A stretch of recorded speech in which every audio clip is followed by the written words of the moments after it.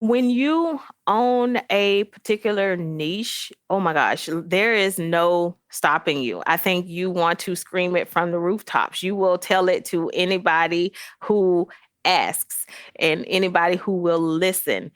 Also, the biggest piece is that you're not looking for anyone else to co-sign on your niche. You're not looking for any kind of outside approval or validation for who you've chosen to work with, who you've chosen to serve. And that comes across to people, right? Your confidence comes across, your expertise comes across for people, and people are drawn to you. Your people are drawn to you and they reach out for you to help them. That was Gabrielle Smith, a coach for coaches who are caught in what she refers to as niche drama. I'm your host, Sean Hesketh, and welcome to the Coach Factory podcast.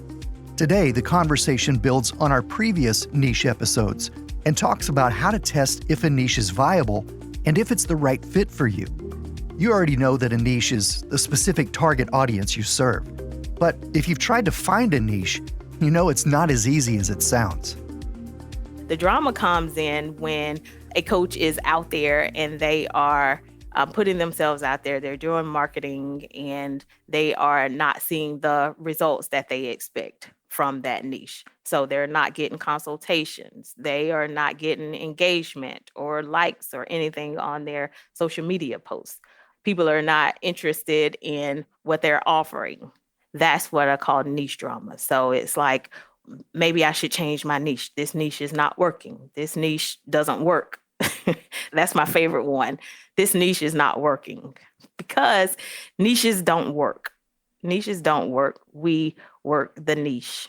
And I always tell people that, like, any niche will work if you work the niche.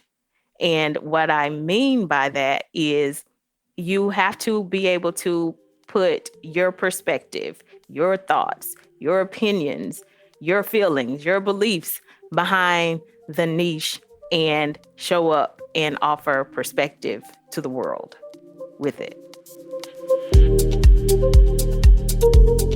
So I graduated from chiropractic college in, 2012, I believe it was. I had two amazing work opportunities after that. And I quickly found that I did not enjoy being employed. That's Dr. Kristin Hartjes, a business coach for coaches, discussing how finding your niche is often a very difficult and deeply personal journey. I decided to start my own business. I quit my job. I ended my lease and I moved back to Wisconsin, where I'm originally from. And I actually moved in with my parents and started my business. And like I said, first it was the brick and mortar business.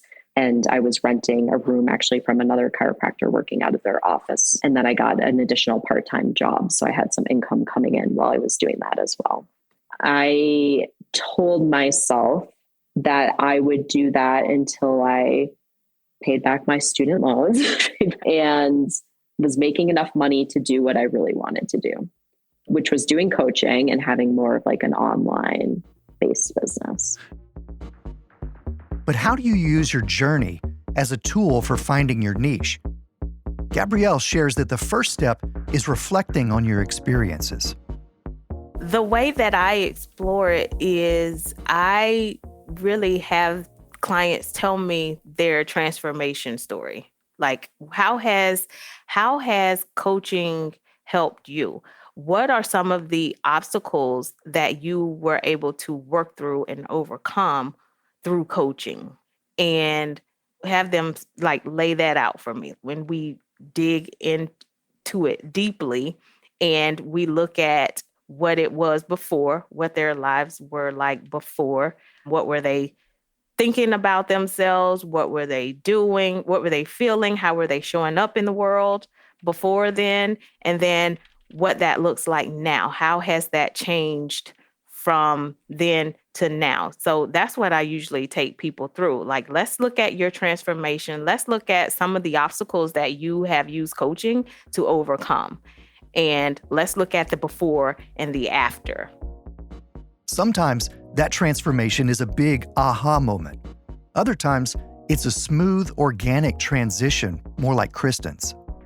So I started my business with the niche of emotional eating and body image because that was something that I had personally struggled with and overcame myself in my life.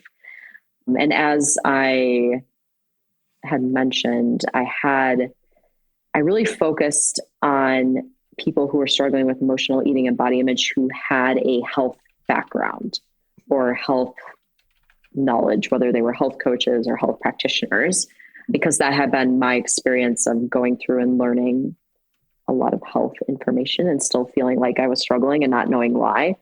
And because those were the people that I was working with, a lot of them started asking me about business. Like, how did you start your business, your coaching business? How do you get clients? And I started doing a little mentoring around business with those clients that I had. So it really was a bit of an organic transition as far as transitioning into the business coaching. And then I just started seeing that I really enjoyed the business coaching, and it was, a huge part of my life and what I was doing. And so it just felt like a natural fit as far as making that transition. Kristin also recommends starting with your story when figuring out your niche, but really focusing on one particular aspect. So the first step when you're trying to figure out your niche, your ideal client, your target market, whatever you want to call it, I think they're all interchangeable, is getting clear on your story. So a lot of people have various stories that they could potentially help people around.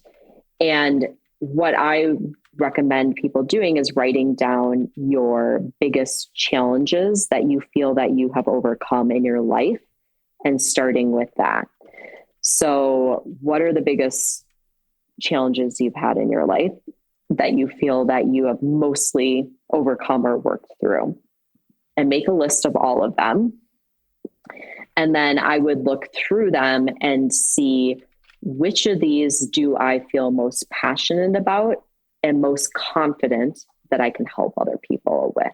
And then really when it comes to writing your own story, it should be specific around that one thing. So you're writing your story as it relates to the thing that you decide, this is what I'm most passionate about helping people, and this is what I feel most confident helping people with at this moment.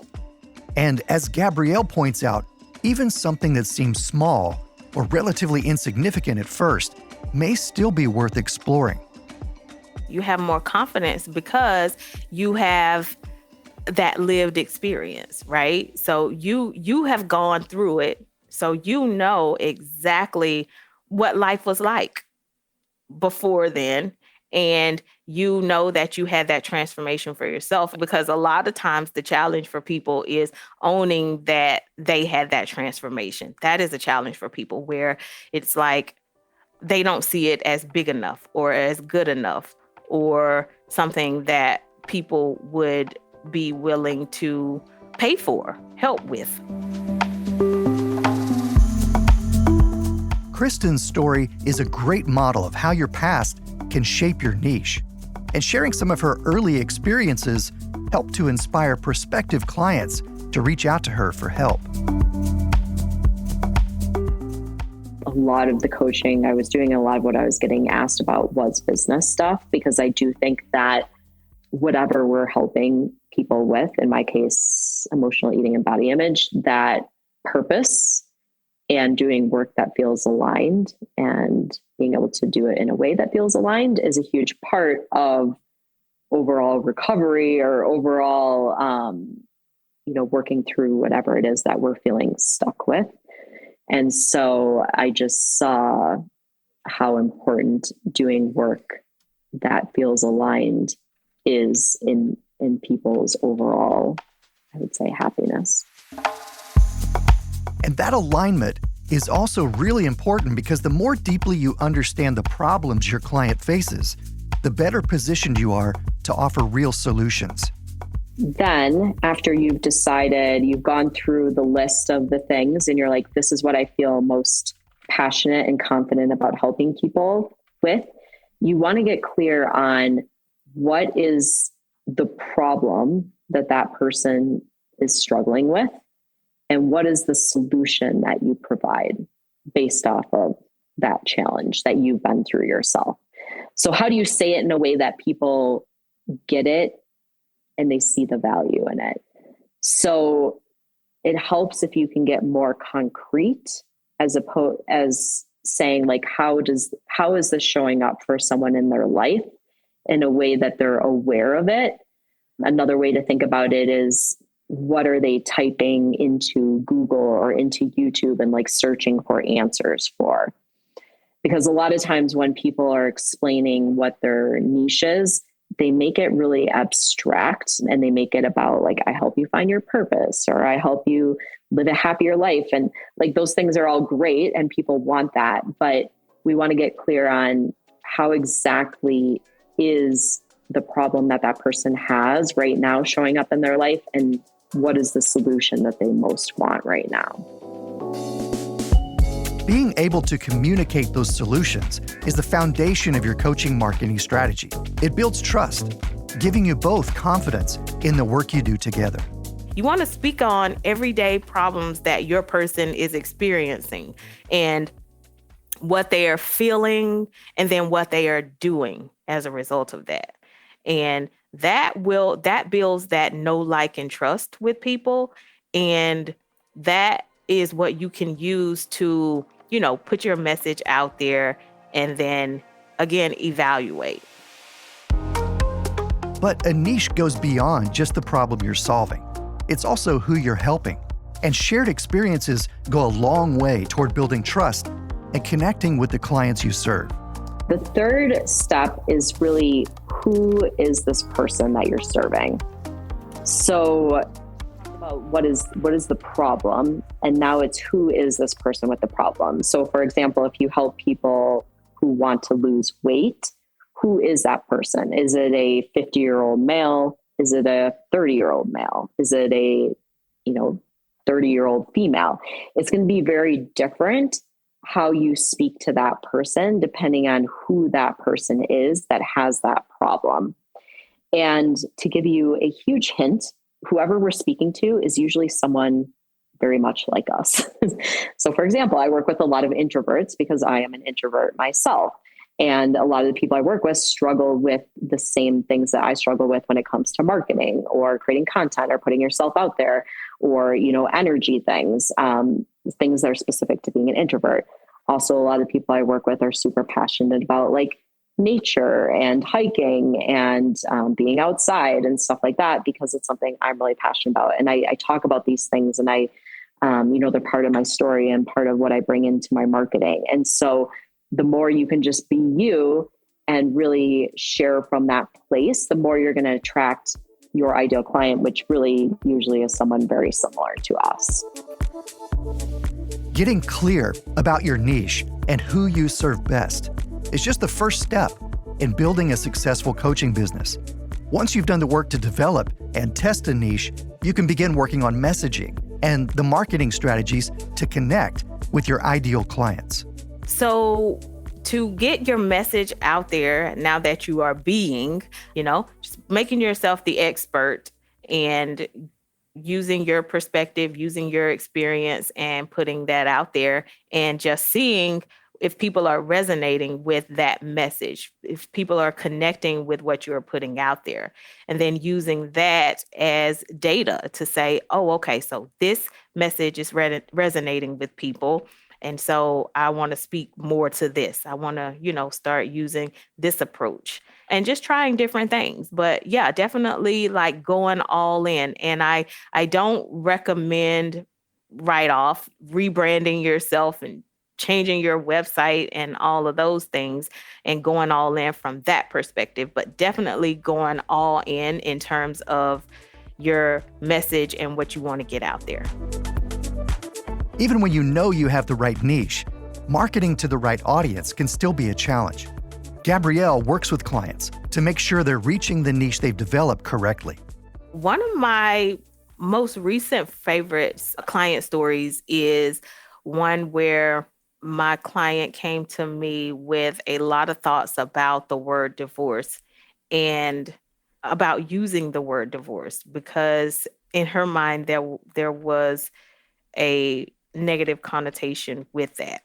So when she came to me, let me back up. So when my client came to me, she was using a bunch of very fluffy language around when relationship ends and the end of a relationship, when really she wanted to be talking about divorce. So when she was using the fluffy talk, when a relationship ends, it was not connecting with anybody. But that's what she was putting out there. So she came to me, she's like, my niche isn't working and nobody's reaching out and all of these things. And what we uncovered was that she wanted to help divorced women find love again.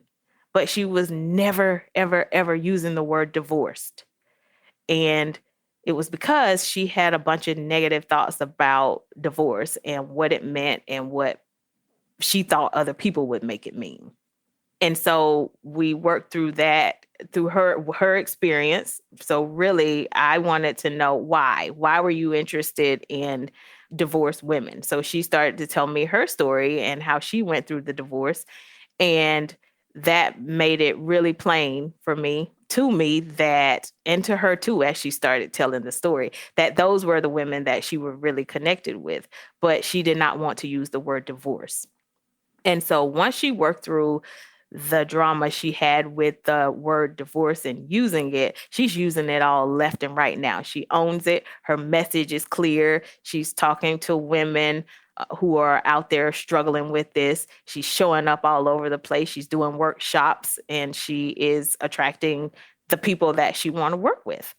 And that it makes all the difference in the world when you have a lived experience, when you own that you have that lived experience and that you are able to help other people through that experience. And then you feel connected to them and you show up that way. You show up with confidence because you feel more comfortable. You feel more confident that you can help these people. And so it makes all the difference in the world. If you've been a coach for a while, it can be hard to know when to step out of your current niche and fully commit to the new one you're testing. So Kristin has a few practical steps you can take before totally rebranding your business. Usually what I have people do is come up with a sort of like tagline, which could be, I help blank do blank so they can blank. Something like that. It doesn't have to be that exact format, but you want it to be in a way that you can explain what you do simply so that people get it right away. And they're not looking at you like deer in headlights, like, what did you just say? I don't even know what that means. I had a client recently who just went to a networking event, and we worked on her target market a lot, and her niche and her state and everything. And she's like, I got there and I said it, and everyone was like asking me questions and saying, I have someone to refer to you. And it's so amazing what you're doing. And then someone else got up, or actually two other people at her event, and they said what they did. And she said, I could see how no one really understood what they did or who they worked with. And so how you know if you have a good tagline and niche and everything's working is if you say it and people look at you and they're like, oh, I get it. Like, I know someone who could use your services, or I need that. I could use your services. And so we get to that point. That's usually when I work with my clients, like I want to get to that point first so that we feel really clear about what is that tagline. And then from there, what we do is we typically will put that out and look for people to interview who fit that specific niche. So who are that person, who have that problem, who want that result. We'll put it out there, whether you're putting it out there with people or on social media, or however you have to get in front of different people. Look to interview some people and get some feedback based on those people you interview. What is it these people are saying? Is this something that people are struggling with? Is this something that people will pay for help with? Those are all important things to get feedback on. when you are looking to validate your niche. For a lot of niches, like we can kind of pre-validate them, because if there's people already out there selling successfully what you're selling, we know it's a niche that already works because it's done. Like people are making money doing it and people are being successful. There's people looking for it. But sometimes people pick something that's like a little bit different or a little bit more out there. That's really when we need to do the work. But I think it also helps you validate that this is something that you feel good about helping other people with as well. If you're rebranding your coaching business, shifting your niche can be really stressful, and you might even be worried about losing clients in the process. Gabrielle offers some reassurance that this is actually a step towards growth. When you feel connected to your niche, the people that you're talking to, then you're going to just put yourself out there and you're going to attract the people who align with what you're talking about. And then the people who are not interested in this new niche are going to fall off, which is great news for you, because a lot of us get all caught up. Well, people are unfollowing and unsubscribing and all of those things, and they start freaking out. But it's good news because you only want the people who are there for what you are offering right now. And so those people will start to fall off. So I just recommend that clients don't get into any drama or thoughts about people leaving. Worry about focusing on the people who you want to attract in, and just start talking specifically to those people in your messaging and just go all in on it. I knew it was working because people were reaching out for consults. People were reaching out for consults. People were commenting on my social media, which again, I don't get caught up in the comments and the likes on social media too much, but I do think that that could be one indication that people are resonating with your message, that people want and are interested in what you're sharing and what you're offering. But the telltale sign for me is that people are reaching out for consultations to work with you. And as you keep your eyes forward, your experiences will keep drawing clients to you. Now, all that's left is to get coaching. I think one of the most important things is your story. Ultimately, it's a huge reason why people want to work with you. I think often we don't talk about how important your story is as far as in your marketing and sharing it and talking about it. But from my experience, I have found it's one of the biggest things that makes people feel connected to you and want to work with you.